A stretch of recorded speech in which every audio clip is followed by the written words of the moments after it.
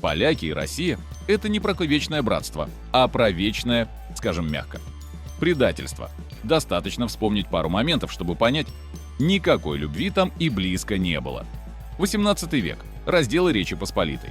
Трижды, на минуточку, соседушки Россия, Пруссия и Австрия делили между собой польские земли, стирая государство с карты. И кто был в главной роли этого спектакля? Конечно же, освободитель с востока. После такого сложно ожидать, что у поляков возникнет нежность к Москве. 1920 год. Советско-польская война. Красная армия шла освобождать Европу. Польша оказалась щитом. Варшавская битва вошла в историю как чудо на Висле. Поляки остановили Красную чуму. Для них это не абстрактная война, а доказательство. Русских надо останавливать силой, иначе они придут за тобой. 1940 год. Катынь. Десятки тысяч польских офицеров расстреляны НКВД. Москва десятилетиями врала, что это сделали немцы. И только в конце 20 века пришлось признать правду. Это не просто трагедия, это гвоздь в гроб любых иллюзий о дружбе. Идем дальше. Советский сапог. Польша вроде бы народная республика, но на деле марионетка Кремля, секретная полиция, цензура, зависимость от Москвы. И да, это именно та дружба, которую поляки потом массово снесли вместе с коммунизмом. Итог. У поляков с Россией отношения всегда были на крови, предательстве и оккупации. И поэтому никакой ты русофобии им придумывать не надо. У них просто историческая память. Привет, друзья! Рад видеть вас на канале «Утилизатор реальности». Здесь мы разбираем мифы, рвем в клочья пропаганду и называем вещи своими именами. Сегодня у нас на тему «Почему Польша люто ненавидит Россию?». И поверьте, это не про русофобию, а про исторический иммунитет против восточной заразы. Поехали! Если раньше поляки ненавидели Россию за Катынь и оккупацию, то теперь у них есть куда более практичная причина – выжить самим. Польша прекрасно понимает, что Россия – это сосед, который, если не пьет самогон, то точит нож на соседа. И вывод тут простой. Или строишь стены и армию, или однажды просыпаешься под гимн «Вставай, страна огромная». 4,5% ВВП на армию. Поляки сегодня вкладывают в оборону почти в 2 раза больше, чем требует НАТО. Не потому что им скучно тратить деньги, а потому что они живут рядом с ебанутым соседом, который врывается к другим через забор с ракетным подарком. Варшава прекрасно знает, разговоры о братских народах заканчиваются танками на границе. Восточный щит. Польша всерьез строит линию укреплений на восточной границе. Бетон, проволока, датчики, рвы. Это не русофобия, а прямой ответ на любовь из Москвы. Поляки вкладывают миллиарды в то, чтобы встречать гостей из России не с хлебом-солью, а с пулеметным приветствием. Энергетический развод. «Газпром» отключил Польше газ еще в апреле 2022 года. Россия думала, вот теперь вы попляшете сволочи. А Польша ответила, да мы сами вам кран перекроем. В итоге LNG-терминалы, норвежский газ, уголь и нефть перекрыты. Россия осталась со своей трубой, как пьяный с пустой бутылкой. Суть. У поляков нет роскоши строить иллюзии. Они знают, Россия – это не про дипломатию, это про то, что однажды твой город может проснуться под ударами ракет. Поэтому Польша вкладывается в оборону так, как будто завтра война. Потому что завтра она и правда может быть. Если Россия мечтает, что Польша ненавидит Украину так же, как ее саму, то новость для Кремля простая. Вас поляки терпеть не могут, а украинцев уважают и поддерживают.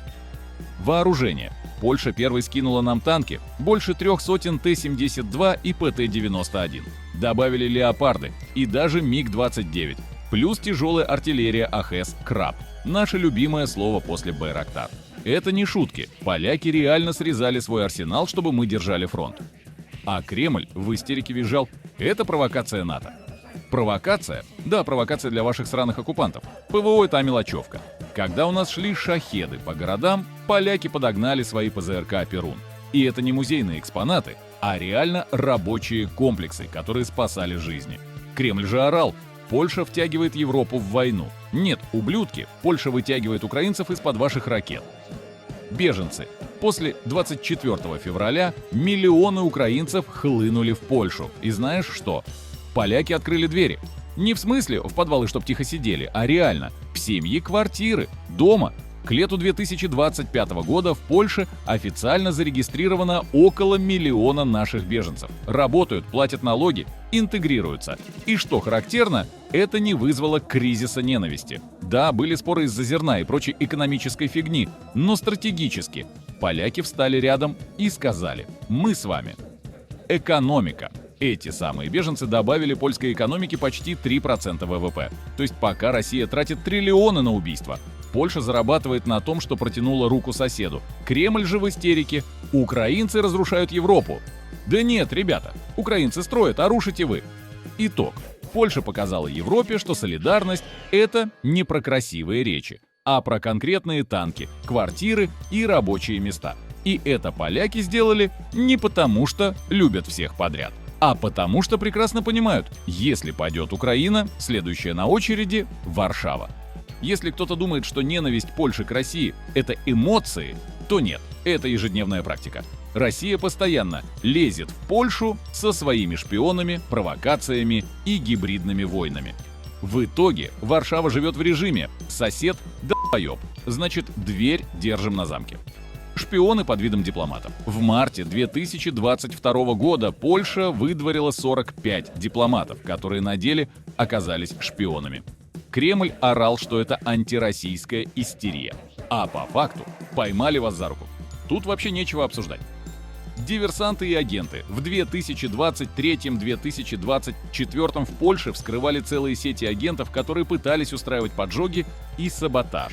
Польская контрразведка теперь работает как Netflix-сериал. Каждую неделю новый сезон про очередных русских агентов под прикрытием. Дипломатические войны.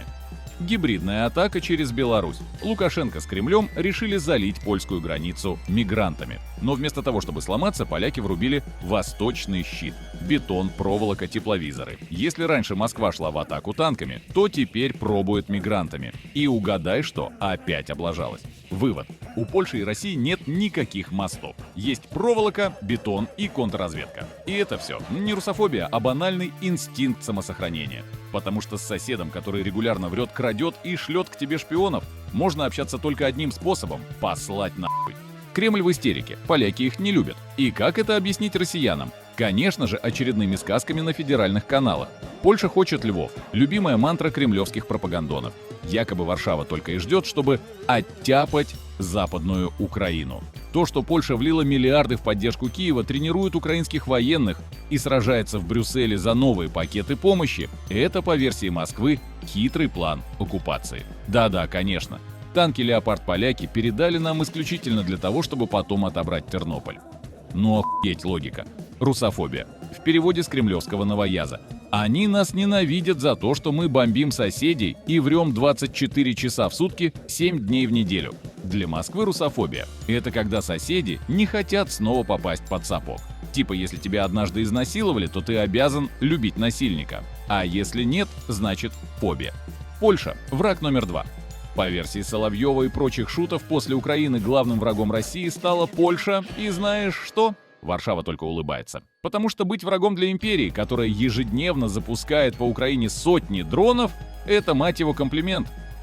НАТО готовит агрессию. Еще один шедевр. Кремль утверждает, что польские укрепления на границе – это планы нападения. Серьезно? Бетон, проволока и тепловизоры – это у них инструмент агрессии. То есть Россия считает, что когда сосед ставит забор, это не защита от алкаша с топором, а провокация. Вывод.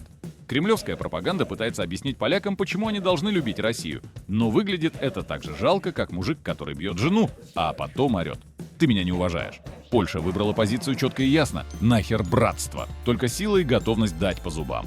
Польша не обязана никого любить. Тем более соседа, который веками то делил ее землю, то расстреливал офицеров, то сажал на советский поводок. Сегодня ненависть Польши к России – это не эмоция, это стратегия. Исторический иммунитет против восточной заразы. Россия воет про русофобию. Но давай честно, это не фобия. Фобия – это когда ты боишься пауков без причины. А когда твой сосед регулярно вламывается к другим в квартиры, поджигает дома и стреляет ракетами в детей, это уже не фобия. Это нормальный человеческий инстинкт. Держать под рукой дубинку и смотреть на восток с презрением. Украина – зеркало. Польша ненавидит Россию, но одновременно поддерживает нас. И это ключевой контраст. Поляки умеют отличать жертву от агрессора. Украинцев они приняли как соседей, как союзников, а россиян – как угрозу, от которой лучше сразу отмахнуться, чем потом разгребать руины. Кремль – жалкая тень. Москва может сколько угодно орать про врагов и Львов наш. По факту Польша превратилась в щит Европы, а Россия – в чумной барак, который сам себя взорвал. И когда на российском ТВ вопят «поляки нас ненавидят», это звучит так же жалко, как жалоба маньяка. Почему жертва меня не любит? Вывод. Польша не ненавидит Россию ни за что. Она ненавидит ее за все. За разделы, за Катынь, за советский сапог, за Бучу, за ракеты, за ложь. И именно поэтому у поляков сегодня главный лозунг. Либо вы сильные и готовые дать по ебалу, либо вы соседи жертв. И да, Польша выбрала быть сильной. И именно поэтому Россия бесится. А вы были на канале «Утилизатор реальности». Если вам зашел этот разбор, жмите лайк, пишите в комментах, как поляки относятся к России в вашем представлении, и кидайте ссылку друзьям. Подписывайтесь, чтобы не пропустить новые разъебы. До встречи и помните, реальность всегда утилизирует сказки Кремля. Всех обнял. Слава Украине!